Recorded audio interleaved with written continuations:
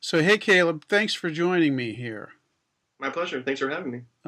So, I have to say, first time I heard your music was at the Mizzou International Composers Festival, and I think it was about 3 years ago, and you did your piece, um, "Oh, Ye of Little Faith," and I have to tell you, I was totally floored by it.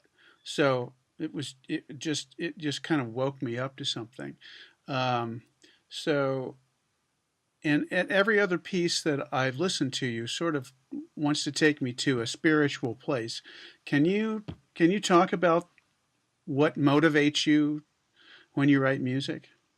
Um, yeah. Well, I mean, I'm a performer myself. I play with Larmal Sound, and so I mainly play a lot of contemporary music. And so, because I get to play in a lot of different styles, I find that at the end of the day, I want to make something for myself that I can go to that's a meditative place.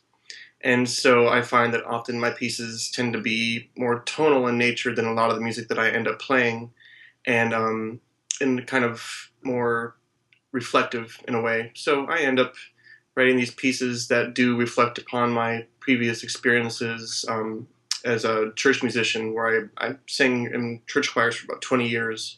And so I find a lot of that music kind of comes through in the music that I end up composing for my own self and for the ensembles that I write for. Very cool. Um, and you, for the most part, as I have heard, you write in what might be called a minimalist vein. Um, who are your influences? I mean, since I was a kid, always Philip Glass and Steve Reich, definitely Arvo Pärt. Um, Above and beyond that, there's some younger minimalist composers that I become friends with, like Johan Johansson and Max Richter, who I work with quite closely. And then above and beyond that, there's all types of musicians from other genres, like Radiohead and Bjork and Tool. And then harkening back to a lot of early music as well. So Schütz and Monteverdi and Bach, and so it's a wide variety of things, but definitely a lot in the early music, minimalism, and then kind of alt rock kind of scene. Right. I noticed that it was a little while back. I think you maybe contracted an orchestra for something that Bjork was doing. Is that right? Yes, last Wow. year I did contracted 15 string players for 7 different concerts for Bjork here in New York City. Wow. Interesting. Okay.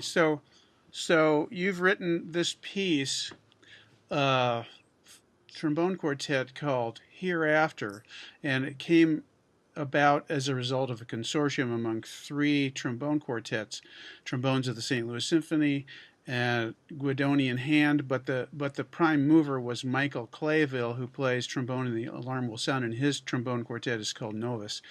What did you think when he first came to you with this idea? I was actually very thrilled to write for a trombone quartet.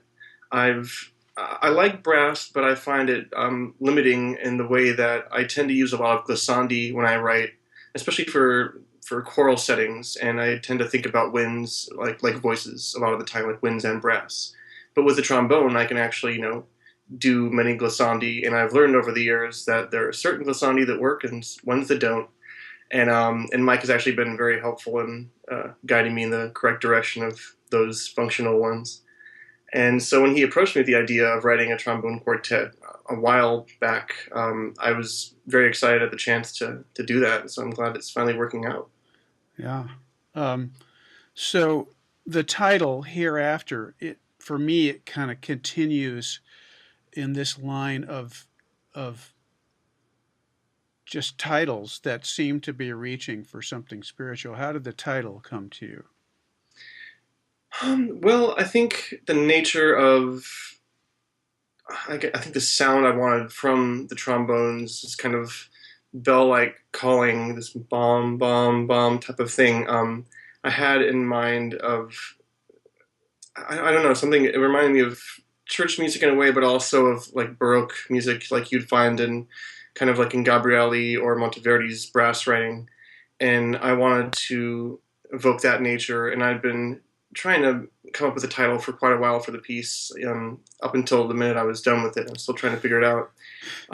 But Hereafter seemed like an appropriate place to go to because the piece itself starts and ends very open ended and kind of doesn't ever really feel like you're getting to one place. There might be one or two spots in the piece that feel like arrivals, but for the most part, it's about this journey and going somewhere. And I mean, I like the idea of thinking about what hereafter might be. At the same time, I have my own doubts, as I'm sure a lot of people do, um, about that side of religion, and I like to just play with that idea and have people think about that and give them a discourse for figuring that out on their own.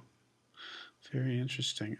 So, um, the trombonists who are listening might be interested that you have chosen to score for alto trombone, two tenor trombones, and bass trombone. Uh, just give me an insight as to how you came at that specific uh, instrumentation because it's a little bit unusual. It's a little strange, yeah. My thinking behind the instrumentation was I wanted some variety, and yet I needed some common ground in the middle. And I liked the bass trombone for having the lovely low notes and resonance that it has. So that made sense to have that down there, and then really reserve the lower octave towards the end of the piece, so I don't give away the secret.